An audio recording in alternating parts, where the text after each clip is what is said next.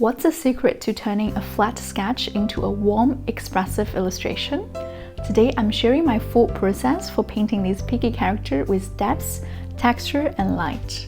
Everything you need, including my sketch and color palette, is linked below to help you follow along. Alright, let's get started with the drawing. First, open up Procreate and tap the plus sign in the top right corner to create a new canvas. For this tutorial, we are going with a canvas size of 2480 by 3100 pixels, and make sure to set the DPI to 300. Once your canvas is ready, we are going to import the sketch. To do that, tap the wrench icon in the top left corner of the screen, then go to Add menu, and choose either Insert a Photo or Insert a File, depending on where you saved the sketch.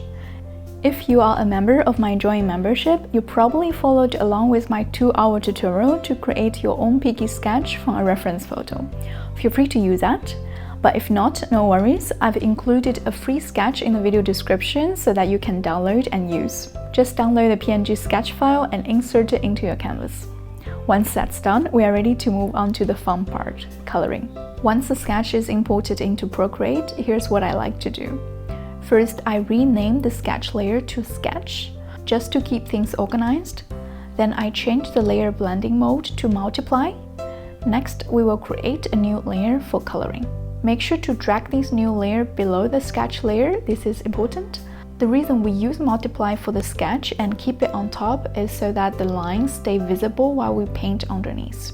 It helps guide where we are placing our colors and keeps everything nice and clean as we work. For today's YouTube tutorial, we are going with a more textured painting style, which is a bit different from the version I demonstrated inside my drawing membership. You will notice that I've placed my membership demo at the very top of my layer stack. I've locked this layer and left it visible just so you can see how my drawing process compares as we go along.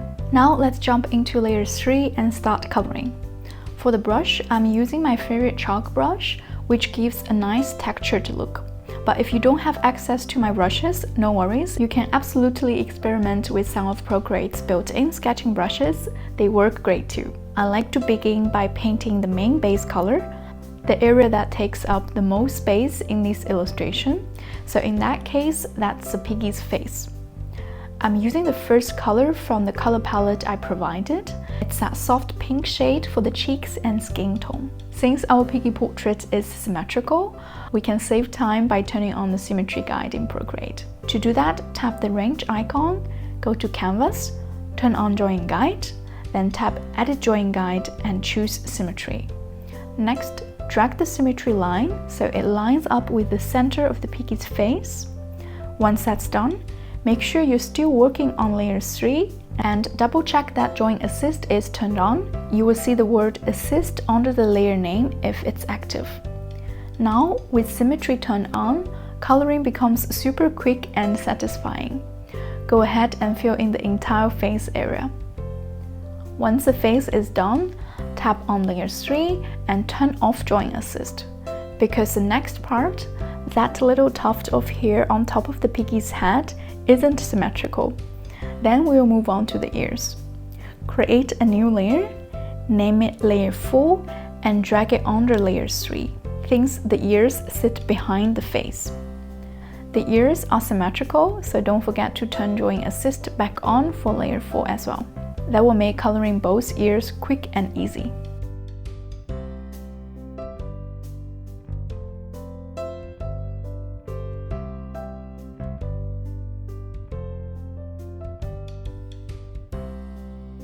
Alright, next we are going to add some extra elements that sit between the Piggy's head and its ears. Things like the crown, the collar, and even some details on the collar. To keep everything organized, create new layers between layers 3 and layer 4. That way, these elements will appear in the right position, tucked nicely between the face and the ears. Since all these parts are also symmetrical, don't forget to turn on Drawing Assist when drawing on these new layers as well.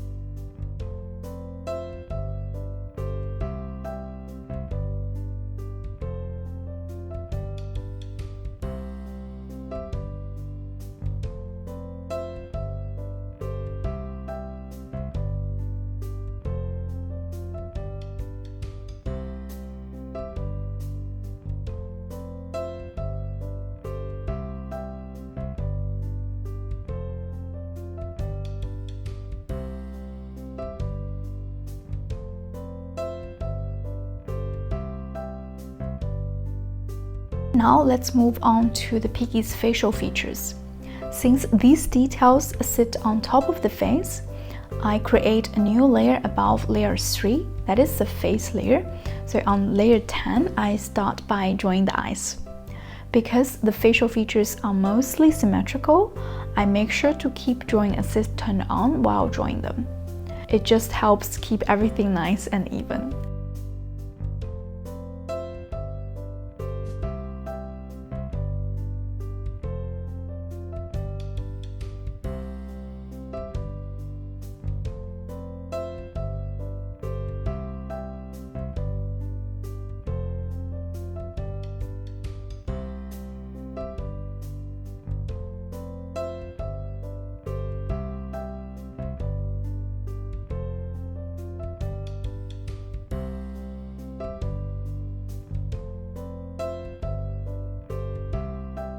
The only thing I adjust is the position of the pupils. After I draw them, I slightly shift them upward, just a small tweak that makes it feel like the Piggy is glancing up at the crown. It's a subtle change, but I think it really helps bring the expression to life.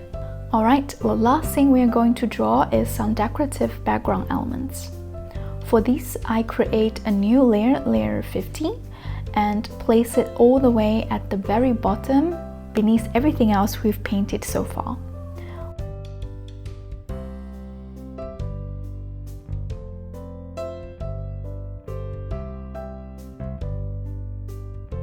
Once we finish this step, we've now got all the main parts of the illustration in place.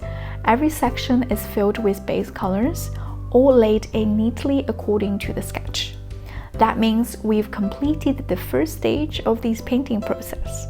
Next, we're going to add lighting and shading to this drawing to bring it to life. These will help show how the Piggy's face is being affected by a light source. Before we move on to step 2, let's take a moment to organize our layers a bit.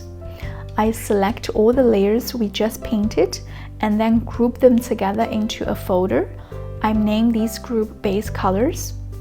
Next, I make a duplicate of this entire group and I name these copy texture and shading. This way we have both stages saved, one for the base colors and one for the lighting and texture step.